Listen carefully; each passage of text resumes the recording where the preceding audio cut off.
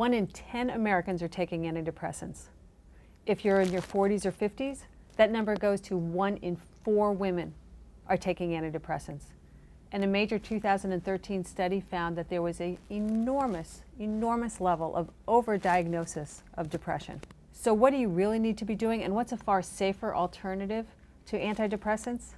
Let's talk to our expert.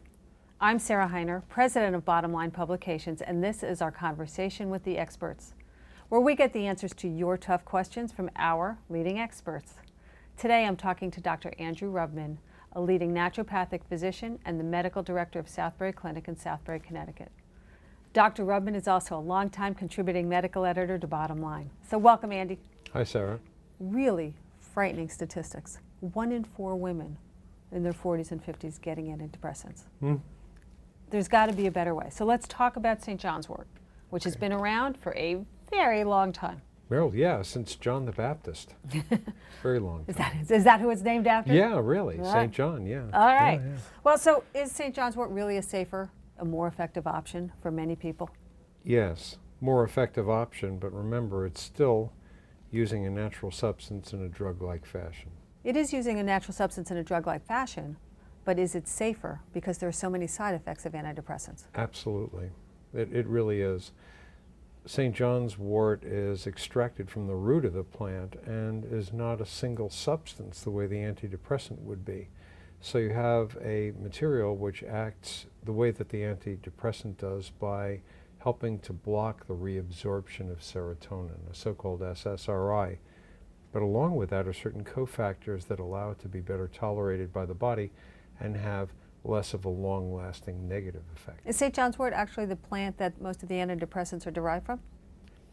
In general, yes. Is St. John's Wort appropriate for anybody with depression, or actually more likely just kind of mild to moderate? So all these women that are being given antidepressants because they go into their doctor and say, well, life's kind of hard and I'm kind of sad, and they offer up a prescription.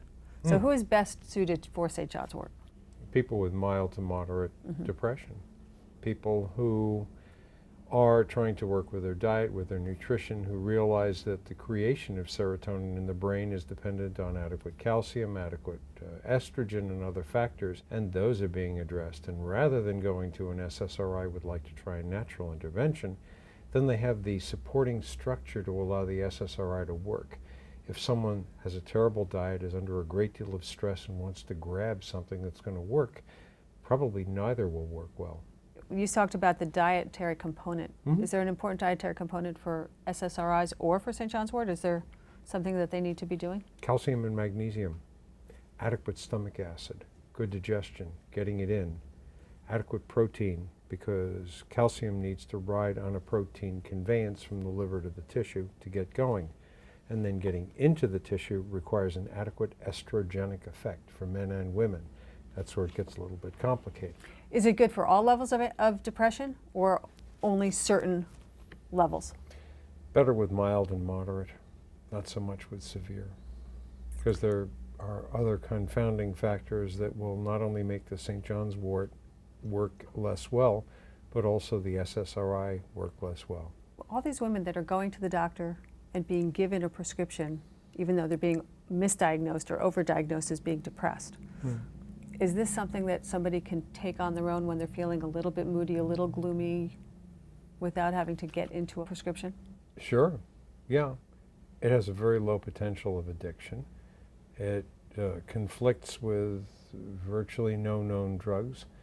The only effect that it may have is that it may increase the effects of warfarin or other anticoagulants, and so some people may notice that they have more of a bleeding tendency, but it's not usually severe.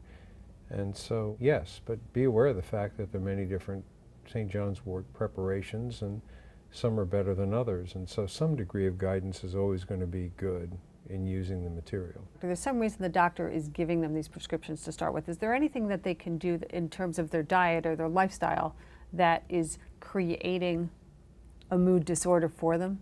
Oh, sure. Right. Yeah. A lot of it has to do with their level of physical activity. A lot of it has to do with their eating frequency. A lot of it has to do with their even doing something as simple as drinking enough water. Sometimes these things can create imbalances not only in the body but also in the brain. That's why the idea of mind and body is a concept which has been a long time coming, but certainly makes a lot of sense. What is it about St. John's wort that makes it more effective than the prescriptive medications? It has cofactors in it that helps it to work sometimes for a longer period of time. It helps the body to take better use of it in the short period of time, and it also tends to habituate the individual less to it. In other words, there are secondary and tertiary changes that can come from taking the drug that one doesn't see as often with the St. John's wort. You mentioned before that there was different varieties of St. John's wort. What's the best variety of a St. John's wort? Number one, you want to get St. John's wort. W-O-R-T is a little bump or a tubercle on the root of the plant. So a whole plant extract is not going to have much of the good stuff that you want. So I'm just from the root derived? Yeah, it'll say root derived material. Probably the best generally available form is a tincture of the material. You want to look at the tincture. It should be in a dark brown or a blue glass bottle. When you draw it up into the dropper and look at it in the light, it should have a ruby red color. If it's darkened or brownish, it means it's oxidized and it's not going to be as valuable. It's one of the things that excited the early Christians was the ruby red color of the material. Does it need to be refrigerated? No, just So protected from light. if somebody's currently taking an antidepressant, can they take St. John's wort as well or switch to St. John's wort?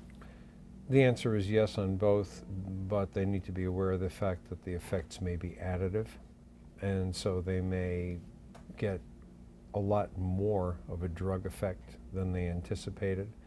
And anytime that they're doing that and they're taking a prescriptive substance, they should talk to their prescriber first and say, I'd like to do this, do you have any concerns because of my particular medical situation? That's only fair. And are there any risks to taking it otherwise, assuming an overall healthy person? There tends to be, in some people, an increased tendency towards bleeding, and so if you're on an anticoagulant like warfarin or something, you should mention to your physician that you want to try that. All right. Thank you, Dr. Andy. The bottom line on St. John's wort, if you're taking a prescriptive antidepressant, you may want to think about St. John's wort. It's got fewer side effects and works more naturally with your body. Be sure that you get St. John's wort that's derived from the root of the plant and not from the whole plant. Make sure that it's bright red in color. If it's not, then it may have oxidized and gone bad. If you're taking a prescriptive antidepressant already, make sure you talk to your doctor. You can switch to St. John's wort, but you want to do it under a doctor's guidance.